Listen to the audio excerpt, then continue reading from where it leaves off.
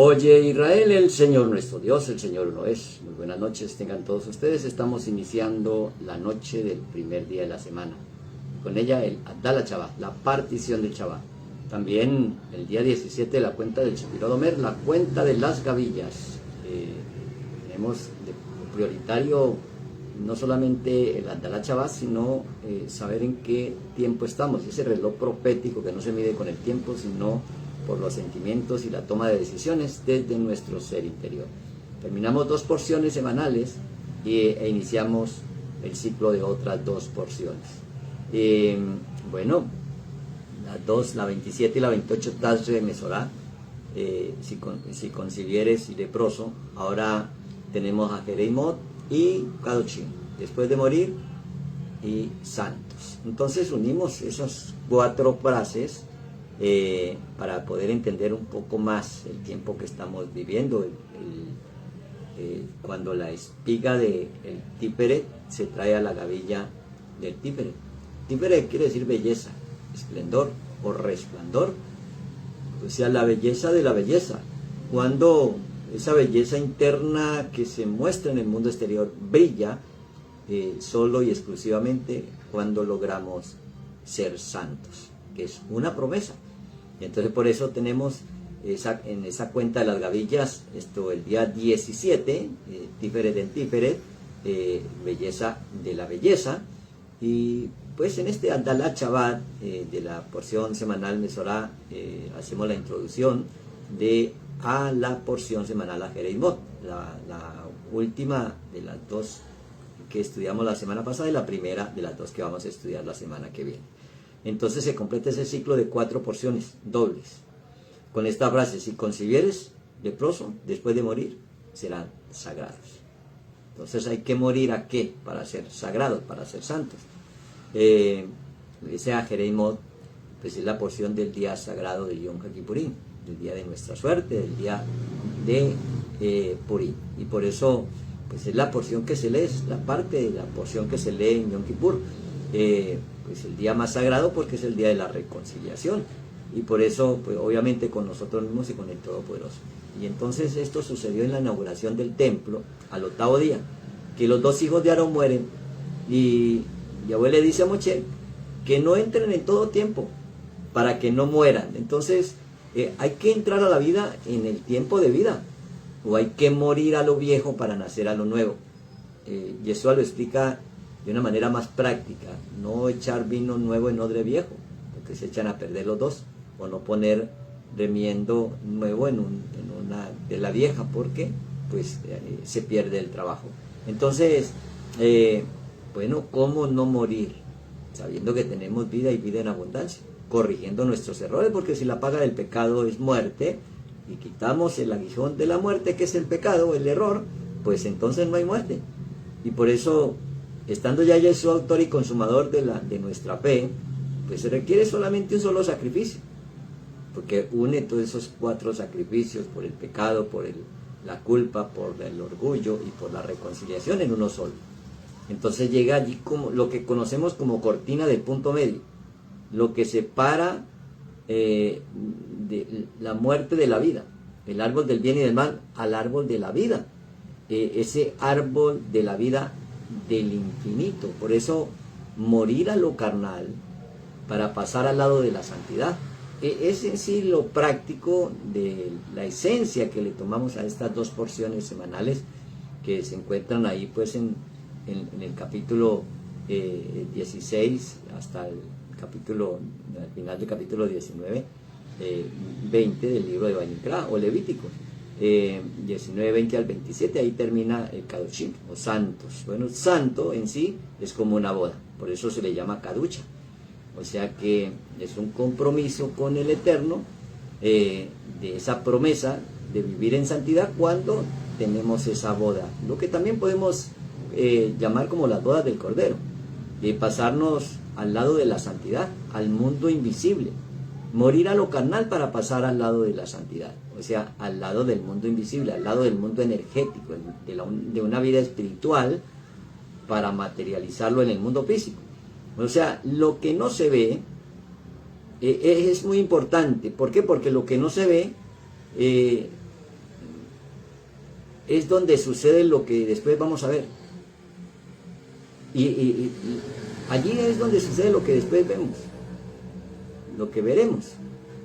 Y por eso allí hay legiones o ejércitos, y así como nosotros podemos leer en los evangelios la narrativa del Galadeno, que tenía, que vivía en cementerio, tenía espíritu de tristeza, de enfermedad, de pobreza, pues todas esas energías negativas lo llevaban a esconderse detrás de esas tumbas. De pronto nosotros nos escondemos detrás de nuestros propios errores sin reconocerlos y sacamos una disculpa. Cuando se llega tarde, no, pues mucho trancón, esto tenía mucho trabajo, qué sé yo, en lugar de reconocer que hubo un error y que no va a volver a suceder. El que te saca una disculpa te está asegurando que la próxima vez te va a ir peor, porque no tiene ningún deseo ni ninguna intención de corregir el error, porque simplemente no lo reconoce. El que no reconoce sus errores o sus pecados, pues no sale de ellos. Entonces hay que morir a ese estado de tristeza, de desánimo, de muerte, a desear eso que no debemos desear, porque no desear también es un deseo. Ese deseo que uno elige, pues es el hijo, porque es una elección.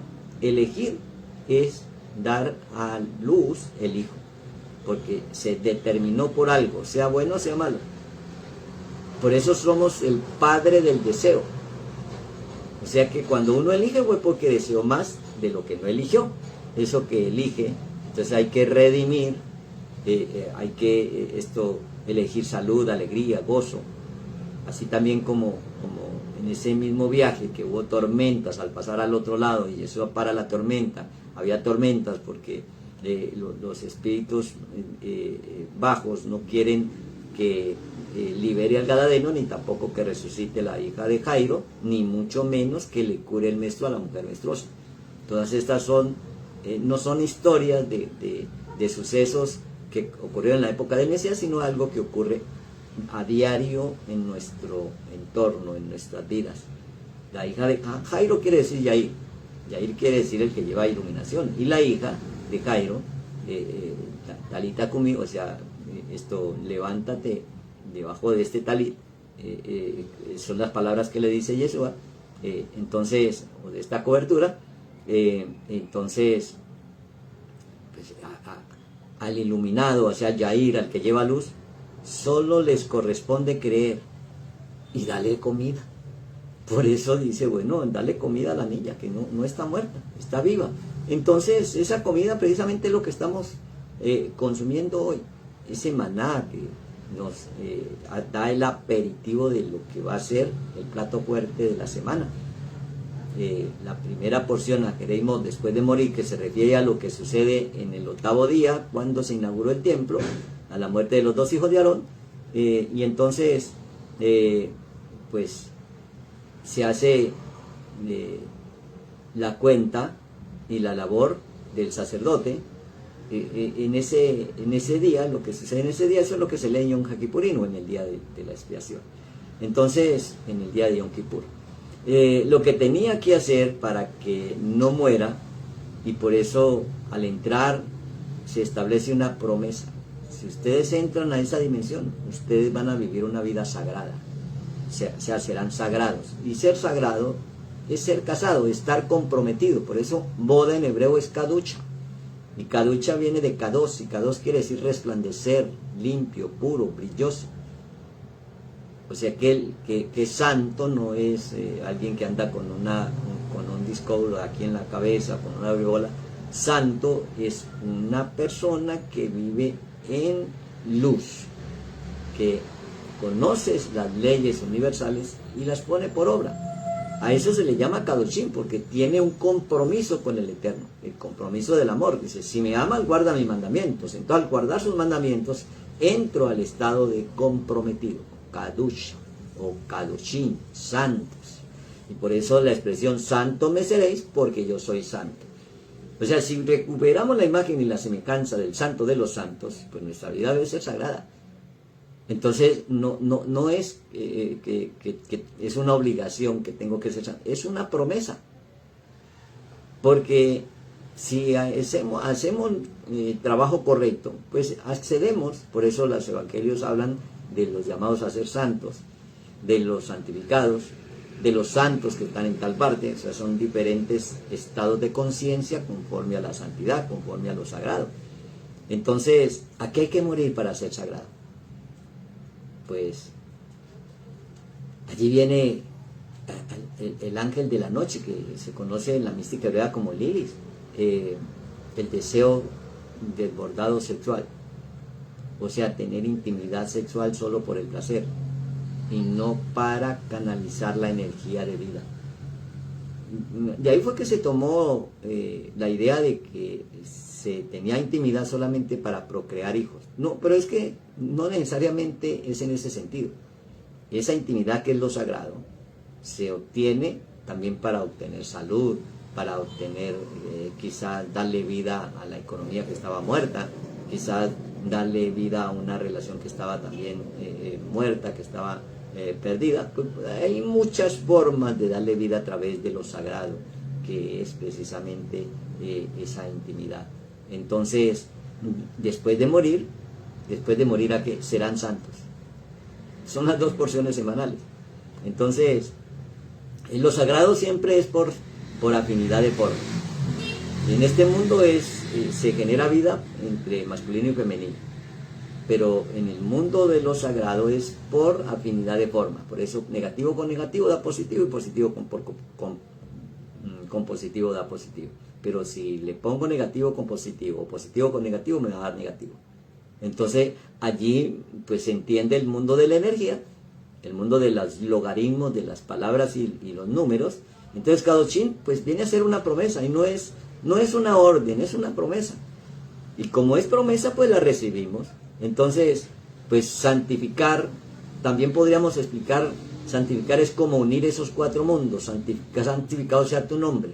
¿Cómo santificamos el nombre? Sabiendo que el nombre Yud Hei Vav Hei no es una identidad, es el carácter del Creador.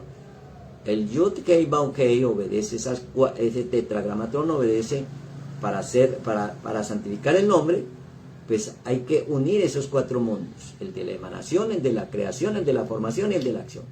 Entonces todo lo que viene del mundo del energético, del mundo de la vida eterna, del mundo de lo sagrado, tiene que pasar por esas 4 fases. Por el mundo de la emanación tiene que haber algo que lo emane, que fluya de esa corriente de ríos de agua de vida, que tiene que haber una palabra creadora y una palabra que le dé forma a esa sustancia para que entre en acción. Entonces, santificar el nombre, Padre nuestro que está en los cielos, santificado sea su nombre, sea tu nombre.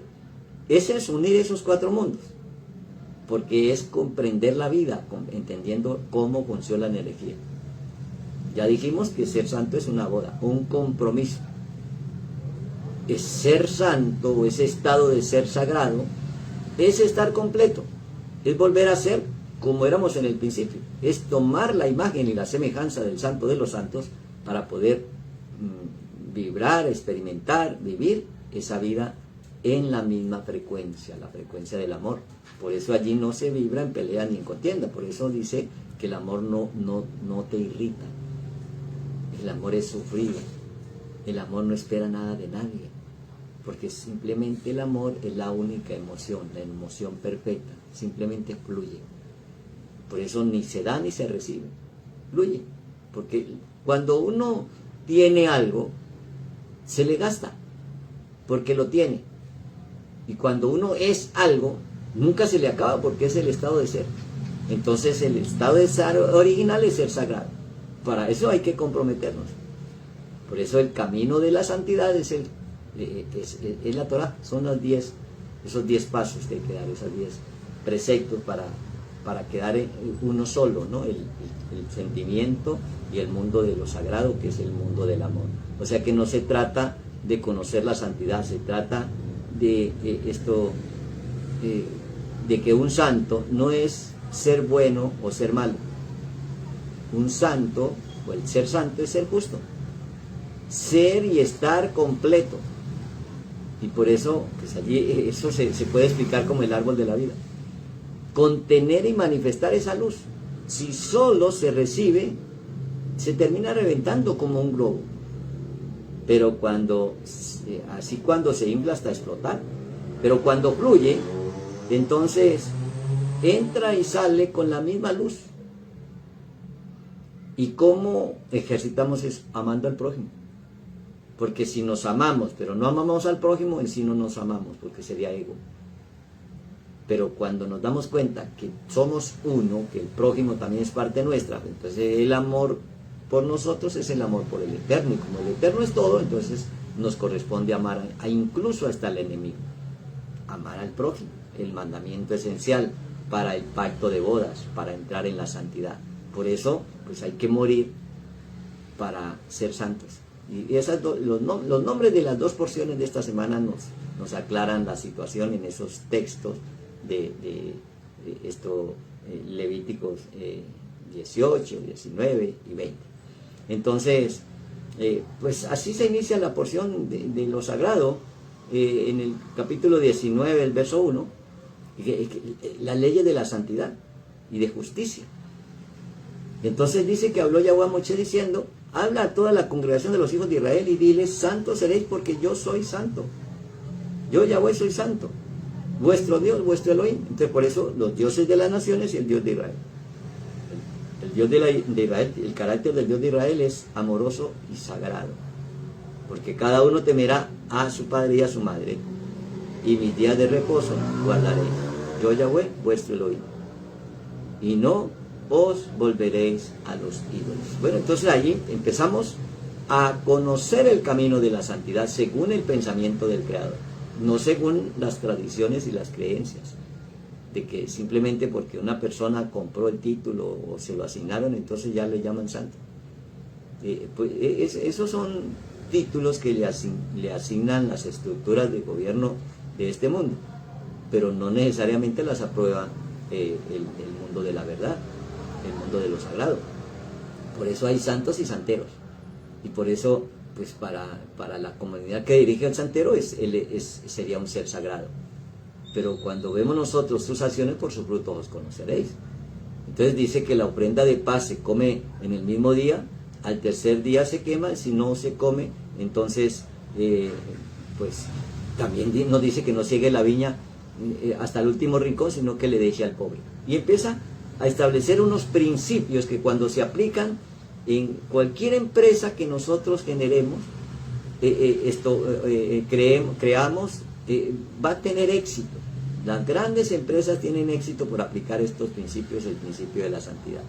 No hurtar, no engañar, no mentiréis el uno al otro, no oprimas al prójimo, no robarle, no retenerle el salario, no te vengarás ni guardarás rencor a los hijos de tu pueblo, sino que amarás a tu prójimo como a ti mismo. Yo Yahweh. Entonces por eso viene Yeshua diciendo: yo les voy a dar un mandamiento nuevo. ¿Cuál era lo nuevo? No, pues amar los unos a otros. Eso ya se había dado. El mandamiento de Yeshua, que es nuevo, amarlos los unos a los otros. Lo nuevo es como yo os he amado. A pesar de que lo apedrearon, de que lo rechazaron, de que lo escupieron, de que lo colgaron, de que lo sacrificaron, su amor sigue intacto. Porque todo aquel que participa de lo inicuo, del error, pues lo está haciendo. Porque si ya Él le entregó la vida por nuestra libertad y nosotros seguimos sin cambiar, aún así en su misericordia, que es para siempre, y en su estado de ser sagrado, en el mismo momento en que reconozca el error y me aparte de Él, me perdona. Entonces ahí no hay venganza, ahí no hay error, ahí no hay absolutamente nada. Estos principios son para tener éxito en cualquier tipo de empresa, de negocio que nosotros queramos establecer. Y precisamente pues ahí viene un compromiso de boda con el Eterno. Estar casado es estar comprometido. Entonces lo que tenía que hacer para que no muriera y poder entrar a la promesa de ser sagrado, eso es lo que vamos a estar estudiando en el transcurso de la semana. Y continuamos pues con la cuenta del Sefirot Homero, la cuenta de las gavillas, y para esto, pues, en el estado de lo sagrado, pues en ese estado de intimidad, lo más profundo de lo sagrado es el sexo, y la intimidad, y lo más profundo de la intimidad o del sexo es lo sagrado. Entonces, pues ya sabemos que no es por el placer, sino por lo que genera vida. Entonces allí empezamos a tener una vida no reactiva, sino proactiva, porque el reactivo solo quiere algo pasajero, algo momentáneo, pero el proactivo se tiene en cuenta la causa y el efecto, porque delante nuestro está la vida y la muerte. Por eso después de morir es que seremos sagrados. O sea que después de morir, ¿a qué? Pues a las vanas maneras de vivir que heredamos de nuestros padres. Cuando salimos de las tinieblas y fuimos trasladados al mundo de su amado Hijo, al mundo de la luz, pues entonces se cumple esa promesa. Ustedes van a ser santos. ¿Cuándo? Cuando rectifiquen. Entonces, bueno, ya sabemos un poco de lo que es la santidad, y entonces esto pues viene allí ese regreso a la santidad, ese regreso a una vida conforme se vive en los cielos. Entonces por eso dice el Avinu Malkeinu, el Padre nuestro, que estás en los cielos, santificado sea tu nombre, vénganos en tu reino, así como es en el cielo. Hágase tu voluntad, es el Raxón, la voluntad, Raxón Hami, Chemain Hami Eretz, hágase tu voluntad, tu plan divino, tu razón, así como es en el cielo, de esa misma manera lo vas a hacer en la tierra. O sea que si en el cielo no hay enfermedad, ni pobreza, ni ruina, entonces traigo lo del cielo a la tierra para ser sagrado y para vivir una vida en santidad. Bueno, Boker Tot, Laila Tot.